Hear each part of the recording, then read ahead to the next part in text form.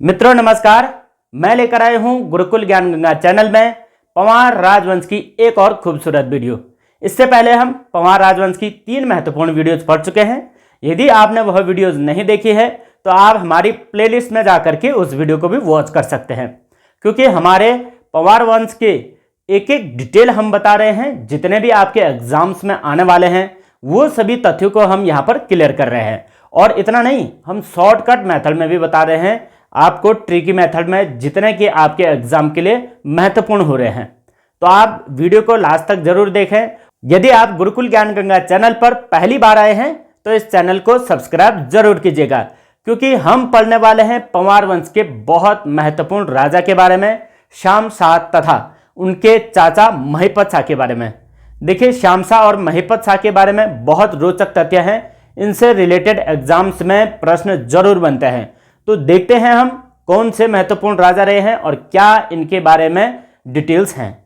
हम इनमें कुछ वीर भड़ों के बारे में भी जानेंगे, जिनका कि गढ़वाल के राजवंश में या गढ़वाल पंवार वंश में बहुत महत्वपूर्ण योगदान रहा है। आज की वीडियो बिना रुके हुए शुरू करते हैं। तो आइए पंवार वंश के अगले राजा के बारे में पढ़ रहे हैं। तो आज हम पढ़ने वाले हैं पंवार राजवंश, जिनकी राजधानी श्रीनगर हुआ करती थी। और ये एक ऐसा राजवंश था जिसने गढ़वाल में एक साम्राज्य की स्थापना की थी और गढ़वाल के श्रीनगर क्षेत्र को अपनी मुख्य राजधानी बना लिया था।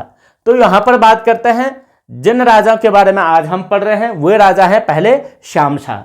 देखो, श्याम शाह के बारे में कौन कौन से महत्वपूर्ण फैक्ट्स एग्जाम में पूछे जाएंगे, इसके बारे में मैं एक एक करके आपको बता रहा हूं, क्योंकि पूरी स्टोरी पढ़ना या पूरी कथा पढ़ने से नहीं होगा।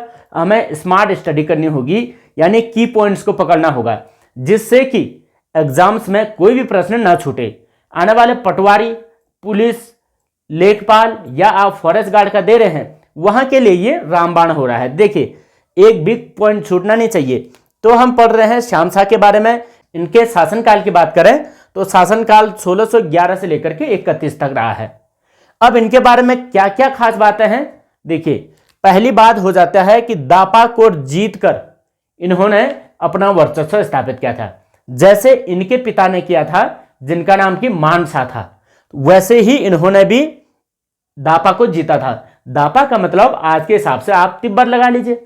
तो तिब्बत को जीता था और वहां से एक सेर स्वर्ण तथा एक चंवर गाय प्रतिवर्ष कर के रूप में लिया जाता था।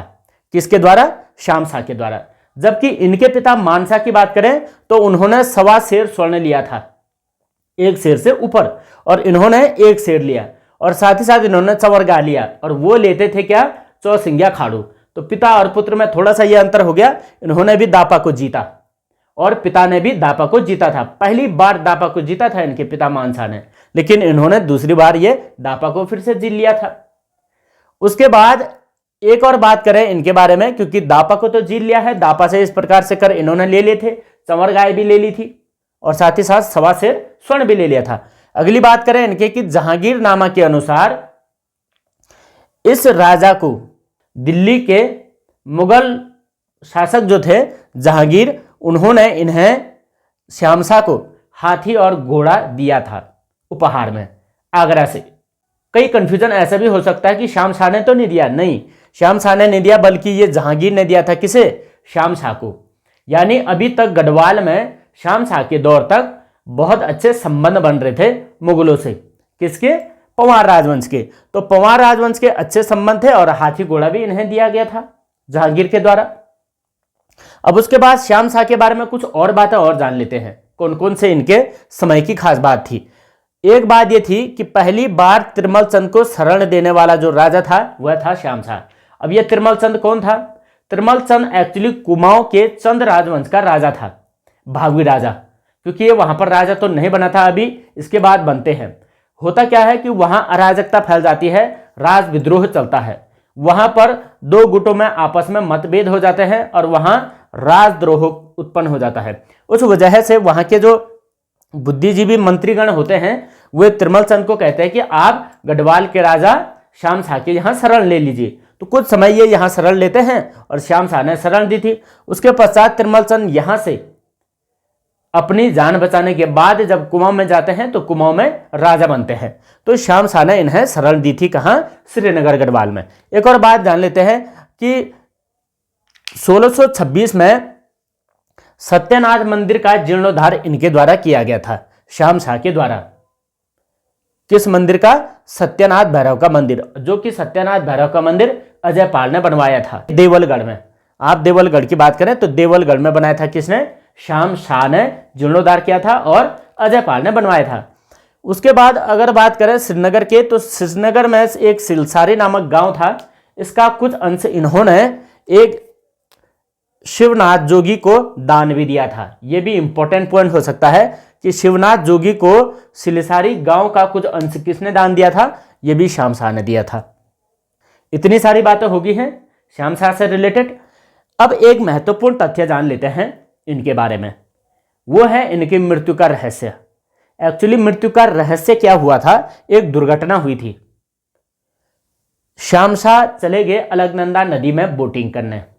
अब भाई साहब बोटिंग करने तो चले गए, लेकिन स्थिति वहां पर यह हुई कि बोट लुढ़क गई अलकनंदा नदी में। अलकनंदा नदी में जब बोट लुढ़की तो श्याम शाह की वहीं पर डूब करके मृत्यु हो गई। बोटिंग करने गए थे, या तो घूमने एंजॉय करने, और राजा को यह एंजॉय करना घातक हो गया। कहा यह जाता है कि यह भोग विलासी टाइप के राजा थे, अय्याशी करने वाले, ठाट बाट करने वाले, और उसी ठाट बाट में चल बसे। दुर्भाग्य की बात यह है कि ये राजा निसंतान थे, इनकी कोई भी संतान नहीं थी। विवाह की बात करें तो 60 रानियां थी। बाप रे, 60 रानियां कहां से आई थी इतनी रानियां? देखो, प्रत्येक राज परिवारों से जगह जगह से 2-2, 3-3 बेटियां लाए होंगे। पहले बड़ी बेटी को लाए, फिर छोटी बेटी, फिर छोटी बेटी, फिर छोटी बेटी। एक ही परिवार के 3-3, 4-4 लाए होंगे, तो वैसे हो गए 60 रानियां। भाई राजा को कौन मना कर सकता है आने के लिए? भले ही एक भी इनके संतान नहीं हुई, ना पुत्री हुई ना पुत्र हुई। अब इस हालत में इनकी मृत्यु होगी और महारानियां चिल्लाट मच गई महारानियों की कि हाय मेरा बुड्ढा, क्यों चल बसे तुम मुझे छोड़कर। और एक नहीं बल्कि 60 की 60 रानियां रोने लगी। ऐसी हालत में देखिए क्या हुआ। उस समय 1631 में ही जब इनकी मृत्यु हुई, जब ये अलकनंदा में डूब करके इनकी मृत्यु हुई, तो वहां पर एक जोसेफ पादरी आया था। जोसेफ पादरी का नाम था एडवेजो। अब एडवेजो उस समय श्रीनगर अपने धर्म का प्रचार प्रसार करने आया हो, भ्रमण करने के लिए आया था, प्रचार प्रसार करने आया था। तो इसने देखा कि यहां एक राजा की मृत्यु हो गई है जिनका नाम था श्याम शाह, और इनकी 60 पत्नियां सती हो गई इनके देखते देखते, एडवेजो के देखते देखते।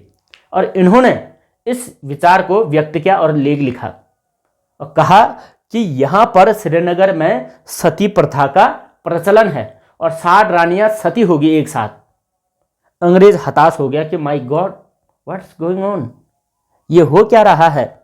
और इनके सामने 60 रानियां यहां पर सती हो रही हैं। तो इस हिसाब से श्याम शाह के समय में कहा जाता है कि यहां गढ़वाल क्षेत्र में प्रथम सती प्रथा का प्रमाण मिला था। और यदि यह अंग्रेज नहीं आता तो शायद इस सती प्रथा के अस्तित्व का हमें ज्ञान ही नहीं होता कि भाई उत्तराखंड के गढ़वाल क्षेत्र में भी सती प्रथा चल रही थी, जो कि श्याम शाह के समय में प्रचलन में थी। तो दरबारियों ने भी बोला होगा भाई राजा मृत्यु होगी तो 60 रानियों तुम्हारा भी क्या काम, तुम भी भस्म हो जाओ। और 60 की 60 रानियां भस्म होगी। कितना बड़ा एक दुर्भाग्य भी था कि 60 रानियां थी, उसके बाद भी एक पुत्र नहीं हुआ और भस्म होगी। उसके बाद ये जो प्रमाण है, ये प्रमाण अभी तक पंवार वंशों में किसी भी राजा के समय में ज्ञात नहीं हुआ है, पहली बार इनके समय में ज्ञात हुआ है। इसका मतलब इससे पूर्व भी ऐसी घटनाएं होती होगी, सती होती होगी, लेकिन ऐसा प्रचलन नहीं था। जबकि इसके बाद के राजाओं में अगर हम देखें तो वहां पर सती का इस प्रकार से कोई प्रमाण नहीं है, बहुत कम है। एक राजा का और आता है, उसके बारे में भी बात करेंगे। तो इसके बाद ये सब कुछ घटनाक्रम होने के बाद एक और बात याद रख लेते हैं, जैसे क्या है, एक इंपॉर्टेंट नोट है कि यहाँ इनके एक राजगुरु थे जिनका नाम था शंकरदेव। और शंकरदेव ने एक ग्रंथ लिखा था जिसका नाम था वास्तु शिरोमणि ग्रंथ। ये वास्तु शिरोमणि ग्रंथ वास्तुकला से रिलेटेड है। वास्तुकला का क्या मतलब होता है कि वास्तुकला मीन्स होता है जिस आधार पर मंदिरों का निर्माण किया जाता है, मंदिर शैली का निर्माण किया जाता है या भवनों का निर्माण किया जाता है।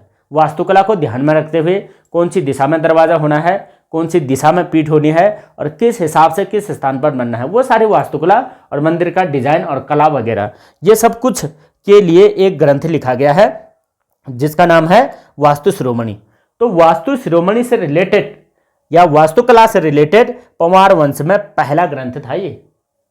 अब आप इससे पहले के राजा में मानसा में एक बात याद रखेंगे कि मानसा के समय में एक पंवार वंशों की वंशावली से रिलेटेड या पंवार वंशों पर लिखा गया पहला ग्रंथ कवि भरत ने लिखा था जिसका नाम था मानोदय काव्य, और इनके समय में वास्तुकला से रिलेटेड पहला ग्रंथ लिखा गया।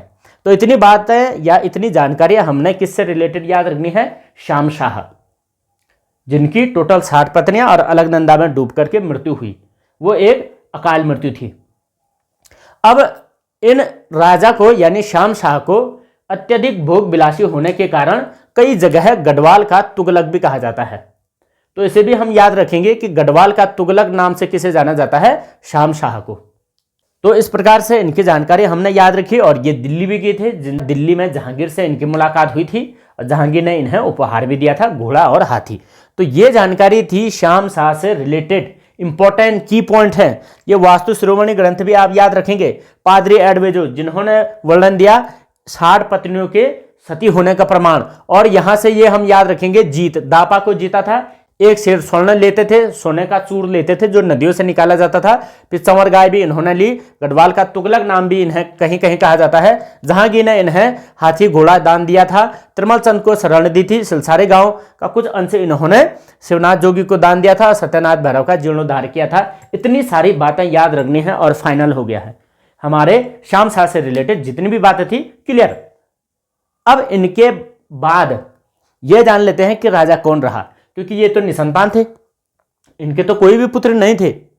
तो राजा किसे रहना है, राजा के बारे में धर्म संकट आ गया था, लेकिन इतना भी धर्म संकट नहीं था।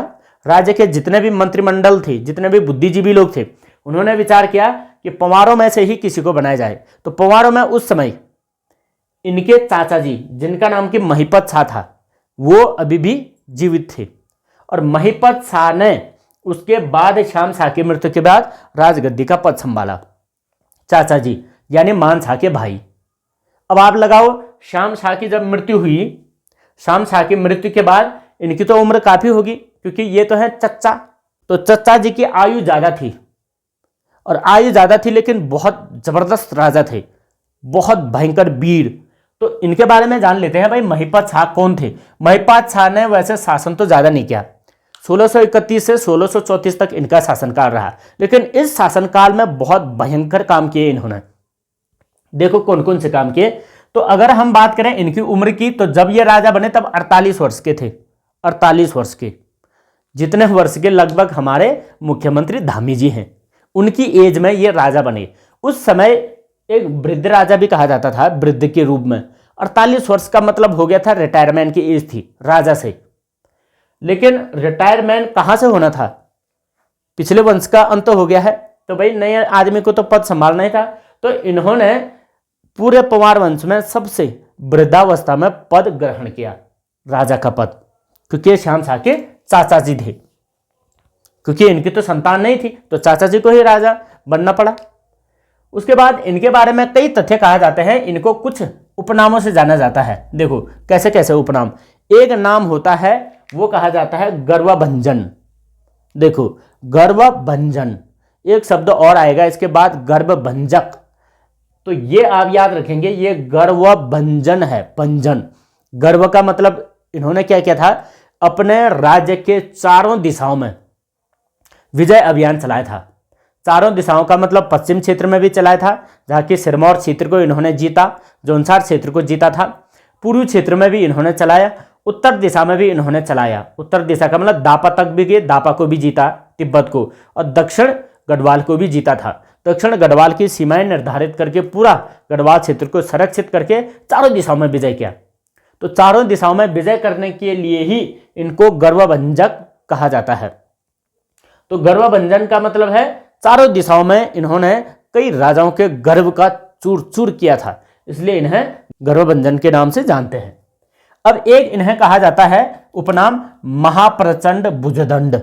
ये महाप्रचंड भुजदंड नाम दिया है मौला राम ने। मौला राम ने इन्हें महाप्रचंड भुजदंड कहा है क्योंकि इनका काम ही ऐसा था, महाप्रचंड टाइप के काम करते थे, बड़े योद्धा थे, बड़े युद्ध विजय किए थे, इसलिए महाप्रचंड भुजदंड नाम भी दिया है। एक नाम और दिया है अखंड राजा। एक्चुअली अखंड राजा दिया है ये मुगलों ने। हुआ यूं था कि जब दिल्ली में शाहजहां का राज्याभिषेक हो रहा था तो दिल्ली में शाहजहां ने कुमाऊं, गढ़वाल, भारत भर के सभी राजाओं को आमंत्रित किया था कि आप दिल्ली में आओ मेरे राज्याभिषेक में। उसके पश्चात संपूर्ण भारत के राजाओं को मैं अपने अधीन चलाऊंगा। लेकिन यहाँ पर महाप्रचंड भुजदंड राजा ने दिल्ली जाने से इनकार कर दिया क्योंकि हमें गुलामी स्वीकार नहीं थी, किसी की अधीनता स्वीकार नहीं थी। जब वहां नहीं गया तो मुगल लेखकों ने इनके बारे में अखंड राजा शब्द से संबोधित किया है। तो ये एक अखंड राजा थे जो कि किसी के विचारों से नहीं डगमगाते थे, अपने विचारों पर अडिग रहते थे। ऐसे राजा और शाहजहां के राज्याभिषेक में नहीं गए। अब शाहजहां के मन में एक खटास रहेगी कि इसको तो मैं बताऊंगा, लेकिन बताने का सामर्थ्य नहीं था। भाई एक बार गढ़वाल तो आके देखता, फिर हम बताते कि गढ़वालियों में कितना दम है। लेकिन नहीं आया उस समय में, बाद में आता है, बाद में के आक्रमण होते हैं शाहजहां के, लेकिन इसके समय में नहीं आ पाया। तो ये इनके नामों से रिलेटेड व्याख्यान था। अब आप आगे देखिए, इन्होंने क्या किया, महिपत शाह ने राजा बनते ही 31 में राजा बने, 1631 में, 32 से अपने विजय अभियान शुरू कर दी और 32 में ही इन्होंने 1632 में दापा पर अटैक कर दिया। और दापा पर एक नहीं बल्कि लगातार 3 बार अटैक हुई, यानी दापा राजाओं के साथ 3 बार युद्ध हुआ इनके कार्यकाल में। वो युद्ध बड़ा भीषण था, भयानक युद्ध था। उसके साथ कैसा कैसा हुआ देखो। एक धर्म प्रचारक, अंग्रेजों का धर्म प्रचारक यानी पादरी, अंग्रेजों का पादरी, जिनका नाम था एंड्राडे। एंड्राडे के अनुसार इन्होंने बताया कि भाई महिपत शाह ने लगभग 3 बार दापा पर आक्रमण किया था। अब कौन कौन से समय में क्या क्या घटनाक्रम हुआ था ये भी हम जान लेते हैं। तो महिपत शाह ने 3 बार दापा को जीता था, लगातार 3 बार अटैक किया था। इससे पहले महिपत शाह के भाई मान शाह और उनके भतीजे श्याम शाह ऑलरेडी दापा को जीत चुके थे। तो श्याम शाह की मृत्यु के समय में ही दापा फिर से उभर गया था, अपना सिंहासन काबिज कर चुका था। तो महिपत शाह ने सोचा कि भाई जब मेरे परिवार वालों ने, मुझसे पहले राजाओं ने दापा को जीता था तो मैं भी जीतूंगा। तो ये भी गए और इन्होंने 3 बार अटैक किया। तो पहली बार कहते हैं कि इन्होंने जब अटैक किया था महिपत शाह ने दापा पर, तो लगभग 12,000 सैनिकों को लेकर के इन्होंने अटैक किया था, दापा को जीतने के लिए गए थे। 1632 की कहानी है। वहां पर घटनाक्रम ये होता है कि दापा को ये जीत जाते हैं लगभग। फिर दूसरी बार क्या होता है, जवाबी देही में दापा वाले फिर अटैक करते हैं यहां गढ़वाल पर, यानी गढ़वाली सैनिकों पर। तो उस समय 20,000 सैनिक इनके दापा के लिए युद्ध करने को गए थे। उनमें कई वीर भड़ थे। कौन कौन से वीर भड़ थे? उन वीर भड़ों में ये 3 लोग थे, बनवारी दास, माधो सिंह और लोधी रुखोला। ये महत्वपूर्ण लोग थे। इन वीर भड़ों की वजह से महिपत शाह ने दापा को जीता था। फिर महिपत शाह क्या करता है, जो ये प्रथम वाला युद्ध होता है, जब पहली बार 1632 में महिपत शाह ने दापा को जीता था, उसके बाद वहां पर 2 लोगों को भेजा था इन्होंने स्थायी रूप से। एक भेजा था भीम सिंह बरतवाल। इनको तो वहां का राजा का पद दे दिया था कि तुम यहाँ का शासन संभालो, उसके बाद मैं गढ़वाल जाता हूं। और भीम सिंह बरतवाल के साथ गजेवीर सिंह बरतवाल को भी भेजा था। तो ये 2 बरतवाल भाई थे, तो बरतवाल बंधु भी कहा जाता है। इन बरतवाल बंधु ने वहां पर कुछ समय गद्दी पर भी बैठे, ये भीम सिंह बरतवाल। लेकिन जैसे ही 1634 में इन्होंने, दापा वालों ने इन पर फिर अटैक कर दिया, तो उस समय भीम सिंह बरतवाल और गजेवीर सिंह बरतवाल दोनों के दोनों मारे गए थे। बलिदान हो गया था इन दोनों का। तो इन दोनों के बलिदान के लिए अभी भी कहा जाता है कि वहां तिब्बत में बौद्ध मठ में अभी भी इनकी स्मृति में वहां तलवार रखी गई है, वहां स्मृति में इनकी निशानियों को रखा गया है। तो ये बरतवाल बंधुओं का बड़ा योगदान है। ये दोनों मारे गए थे कहां? दापा में, जबकि इसे राजा का पद भी दे दिया था। तो ऐसी घटना होने के बाद जो है, इस महिपत शाह ने वहां के युद्ध को पुनः से जीता था। लेकिन दापा को जीतने के बाद साथ साथ ही इसने गढ़वाल क्षेत्र में भी आसपास में कई युद्ध करे थे। अब उन युद्धों को करने के लिए इसके पास 3 वीर भट थे, बड़े भयंकर सेनापति थे। वो 3 वीर कौन कौन थे? एक थे बनवारी दास, बहुत महत्वपूर्ण थे ये। दूसरे थे माधो सिंह भंडारी, इनके बारे में तो कहा भी जाता है माधो सिंह भंडारी, वीरों भड़ों को देश 52 गढ़ों को देश। माधो सिंह भंडारी को तो याद किया जाता है, ये बड़े भड़ थे। भड़ का मतलब होता है वीर, बलशाली, मजबूत। वैसे ही लोधी रिखोला भी थे। अब इन तीनों के बारे में भी थोड़ा थोड़ा हम जान लेते हैं। देखो कौन कौन से। खैर बनवारी दास के बारे में इतनी ज़्यादा डिटेल नहीं है, माधो सिंह भंडारी के बारे में हम लास्ट में पढ़ेंगे, लेकिन थोड़ा सा हम लोधी रिखोला के बारे में भी जान लेते हैं। कौन थे ये लोधी रिखोला? एक्चुअली कौन थे?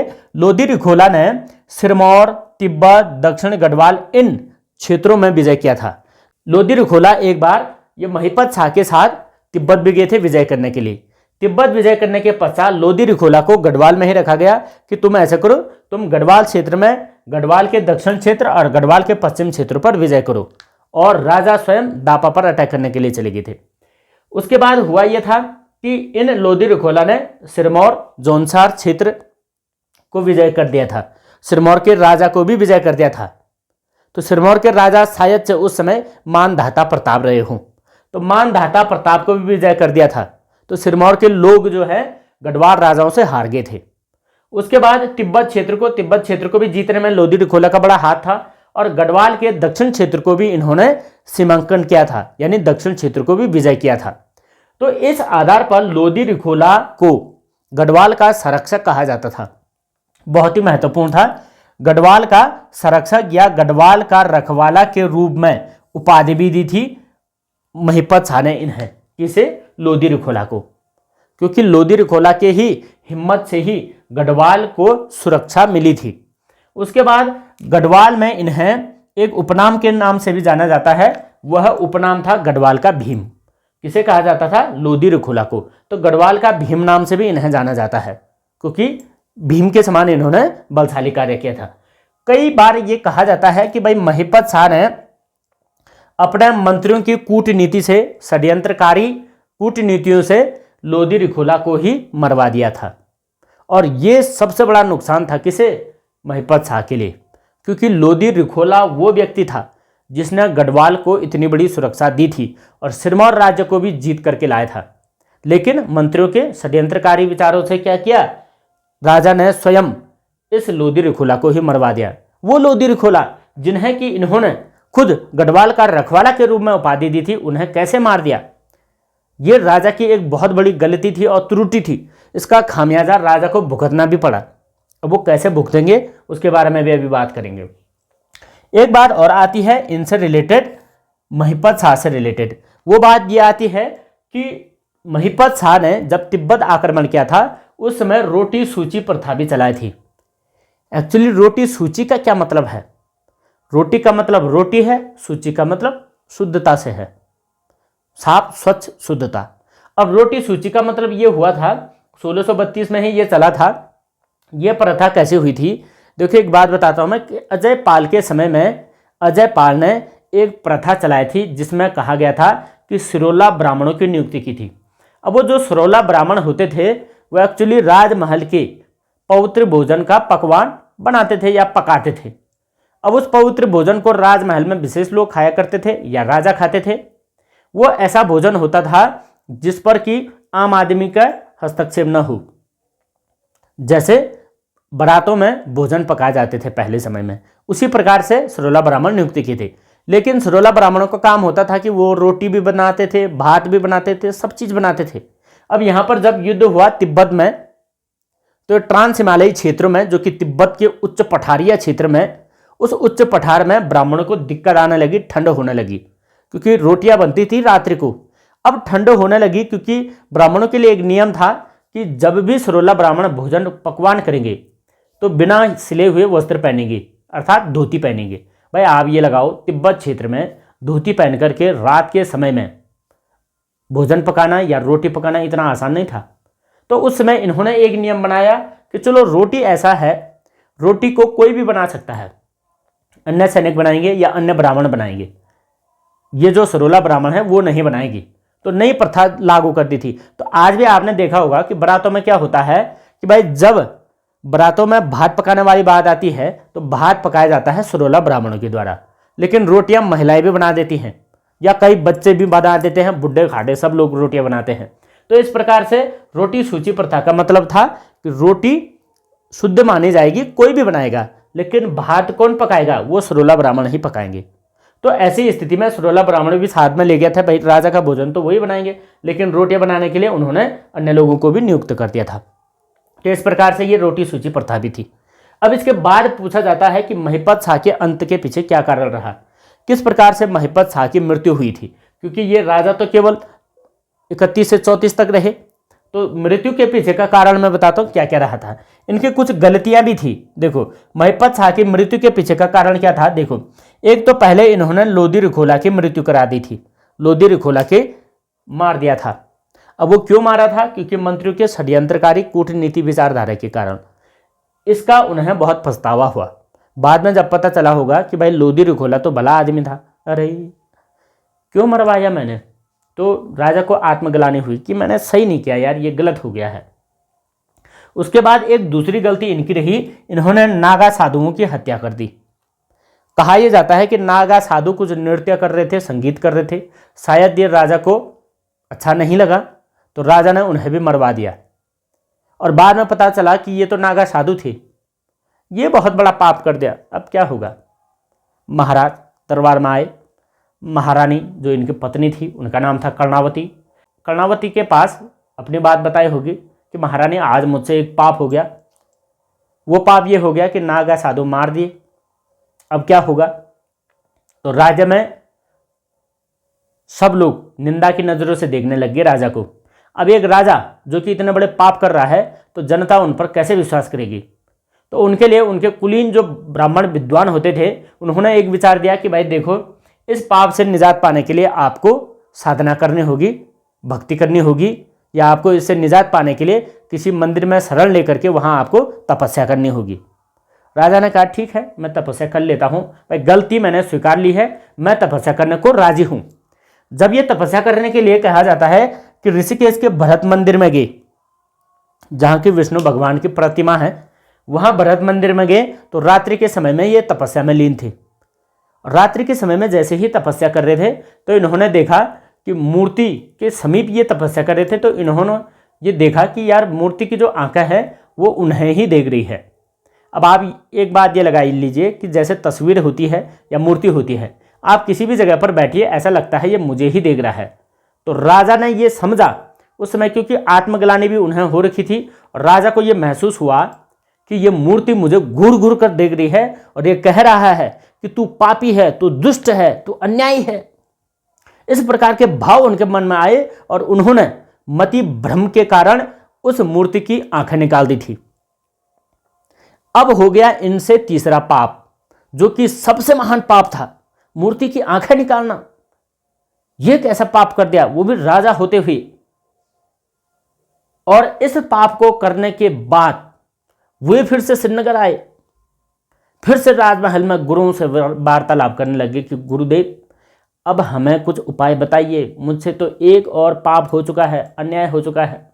तो पता चला राजा ने आंखें निकाली और आंखें निकाल करके मूर्ति पर दोबारा चिपका रहे। तो भाई साहब वो पत्थर की मूर्ति थी, उस पर कौन से तो फेविक्विक से चिपकेगा, नहीं हो सकता था ना, लेकिन वो हो गया गलती से। क्या करें, जब मति भ्रम हो जाती है तो ऐसे बुरे दिन आते हैं। तो राजा ने जब ऐसे घटनाक्रम किया तो राजा वापस श्रीनगर आए और ब्राह्मणों ने विद्वानों ने बताया कि भाई ऐसा है, इस पाप से निजात पाने के लिए एक ही रास्ता है कि कहीं युद्ध में जाकर के मृत्यु को प्राप्त हो जाओ, वीर गति को प्राप्त हो जाओ, तब जाकर के इससे निजात पाया जा सकता है, अदरवाइज तो कुछ नहीं है।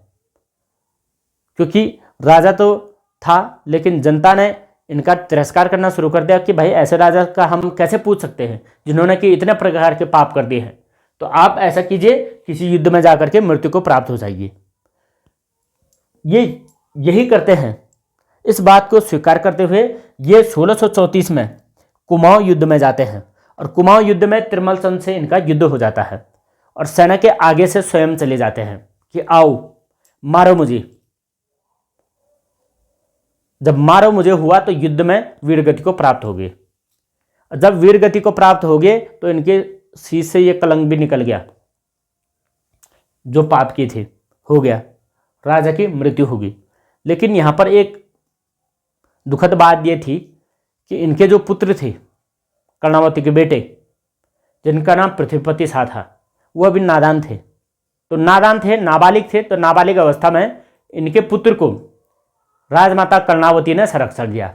और कर्णावती के समय में अब यहाँ से शाहजहां आक्रमण करते हैं गढ़वाल में। अब ये तो खैर आगे की बात पढ़ेंगे हम कर्णावती के समय में, लेकिन इस तरीके से महिपति शाह का अंत हुआ था।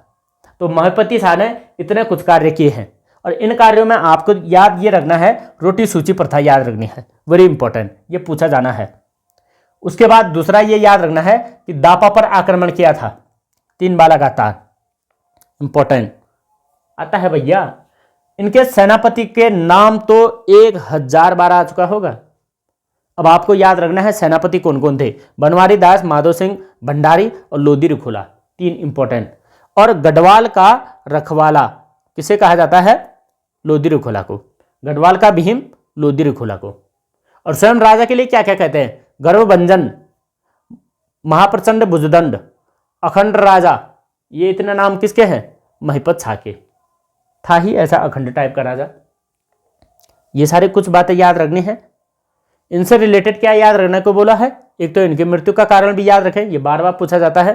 त्रिमल चंद को शरण दी थी, ये भी इंपॉर्टेंट। दापा से क्या क्या कर लिया था, ये भी इंपॉर्टेंट है, ये भी याद रखना है। गढ़वाल का तुगलक यदि कहीं आए तो इन्हीं का नाम आप याद रखेंगे। जहांगीर ने इन्हें गिफ्ट दिया था हाथी घोड़ा। उसके बाद अब इन दोनों राजाओं को पढ़ने के बाद हमारे पास एक तथ्य और रह जाता है, वो है एक इंपॉर्टेंट माधो सिंह भंडारी जी। माधो सिंह भंडारी जो कि सबसे महान वीर भाणों में से एक रहे हैं। आइए इनके बारे में भी जानते हैं। माधो सिंह भंडारी कौन थे, क्या थे, कहाँ के थे। माधो सिंह भंडारी की बात करें तो माधो सिंह भंडारी जी का जन्म मलेथा में हुआ था, और मलेथा में 1585 को हुआ था, 1585। और 1585 में जब इनका जन्म हुआ तो इनका जन्म एक वीर भड़ थे जिनका नाम था कालो भंडारी, इनके परिवार में हुआ था। तो कालो भंडारी इनके पिता का नाम है। उसके बाद अगर इनकी पत्नी का नाम याद रखें तो पत्नी का नाम था उदीना बोरानी। उदीना बोरानी इनका नाम था। किसका नाम, माधो सिंह भंडारी की पत्नी का नाम। पुत्र की बात करें तो पुत्र था गजय सिंह, और पुत्र बधू की बात करें तो पुत्र बधू का नाम मथुरा बोराड़ी, यानी गजय सिंह की पत्नी। तो पत्नी का नाम भी है, पिता का नाम भी है, माता का हालांकि नाम नहीं है। तो पिता का नाम कालो भंडारी, पत्नी का नाम उदीना बोराड़ी, और पुत्र का नाम गजय सिंह, और पुत्र बधू का नाम मथुरा बोराड़ी। अब इनको एक उपनाम से जाना जाता है, वो उपनाम बहुत महत्वपूर्ण है, गर्भभंजक। गर्भभंजक। अब यहां पर एक शब्द आपने देखा इससे पहले, गर्वभंजन। ये तो थे गर्वभंजन, ये थे गर्वभंजक। गर्वभंजन एंड गर्भभंजक अंतर है। गर्भभंजन का मतलब होता है अपनी ही कोख के पुत्र की हत्या कर देना या भंजन कर देना, और ये गर्भभंजन का मतलब है चारों ओर विजय करके सभी राजाओं के गर्व को चूर चूर कर देना। अब माधो सिंह भंडारी को गर्भभंजक क्यों कहा गया? गर्भभंजक इसलिए कहा गया क्योंकि माधो सिंह भंडारी ने मलेथा में ही छेड़ाधार नामक पहाड़ी पर एक गूल निकाली थी। गूल का मतलब नहर, कूल, पहाड़ी क्षेत्र में कूल भी कहते हैं, और यहां इसे गूल कहा जाता है। और ये गूल क्यों निकाली थी? एक्चुअली मलेथा में सिंचाई के लिए। मलेथा में अकाल पड़ गया था, मलेथा में सूखा पड़ रहा था, जहाँ के उत्पादन नहीं हो रहा था किसी भी प्रकार से अनाज से, इसलिए इन्होंने यहाँ से गूल निकाली। जब ये यहाँ दापा विजय करने के पश्चात छुट्टी आए थे तो छुट्टी के समय में इन्होंने सोचा कि एक नहर निकाल दी जाए। तो नहर निकालते समय एक छेड़ाधार पहाड़ी पर जो है, यहाँ पर नहर निकालने में विपत्ता आने लगी थी। विपत्ता आने लगी तो कई समय इन्होंने प्रयास किया, कई बार प्रयास करते रहे। तो प्रयास किया तो वो पहाड़ी कट नहीं रही थी, दिक्कतें आने लगी थी। तो दिक्कतें आने लगी तो इन्होंने कई प्रकार के जतन किए, लेकिन ये समाधान नहीं हो पाया। तो एक दिन रात्रि में इन्हें स्वप्न आता है। तो स्वप्न में ये क्या देखते हैं कि शायद ईश्वर ही इन्हें ये कह रहे थे कि यदि आप किसी व्यक्ति की बलि यहाँ पर देते हैं तो शायद ये नहर बन जाए। इस प्रकार से सपना उन्होंने देखा। तो सपना देखा तो सपने में ये भी देखा उन्होंने कि माधव सिंह भंडारी आपको अपने ही पुत्र की बलि देनी पड़ेगी। और सपने की बात ये अगली दिन सुबह उठ करके अपनी पत्नी उदिना बौराड़ी को बता रहे थे। आपस में बात कर रहे होंगे कि उदिना बौराड़ी, यार मैंने रात को एक सपना देखा, उस सपने में इस प्रकार के बातें हो रही थी। ये बात सुन ली गजय सिंह ने, उनके पुत्र गजय सिंह ने। और गजय सिंह ने ये बात सुन ली तो गजय सिंह स्वयं आगे आकर के अपने पिता से ये कहने लगे कि पिताजी, मैं इस बलिदान के लिए तैयार हूँ। यदि आपके ये कार्य अगर मेरे बलिदान से सफल होता है तो मैं अपना बलिदान देने के लिए तैयार हूँ। तो पिताजी और इनके माताजी तो मना कर रही थी कि यार नहीं, हम अपने अकेले पुत्र का, इकलौते पुत्र का बलिदान तो ऐसे नहीं देंगे। लेकिन गजय सिंह ने इस बात को स्वीकार कर लिया था और प्रण ले लिया था कि अपने पिता के इस कार्य में सफलता के लिए मैं अपना बलिदान दे दूंगा। और हुआ भी ऐसे ही। माधव सिंह भंडारी ने अपने पुत्र का बलिदान दे दिया और उस छिड़ाधार नामक पहाड़ी पर अपने पुत्र की बलि दे दी। और तब से इन्हें गर्भभंजक कहा गया। और छिड़ाधार नामक जो पहाड़ी पर इन्होंने जो नहर निकाली अपने पुत्र का बलिदान देकर के, वो चकमा या डागर नदी पर निकाली गई। ये चकमा और डागर नदी भी आप याद रखें, ये पूछा जाता है, इंपॉर्टेंट है ये। और छिड़ाधार नामक पहाड़ी पर। अब उसके बाद ये माधव सिंह भंडारी जी की भी मृत्यु होगी। वो कैसे हुई वो देखते हैं। एक बार पुनः से यहाँ पर दापा पर युद्ध हुआ। दापा युद्ध हुआ तो माधव सिंह भंडारी पुनः दापा युद्ध के लिए चले गए।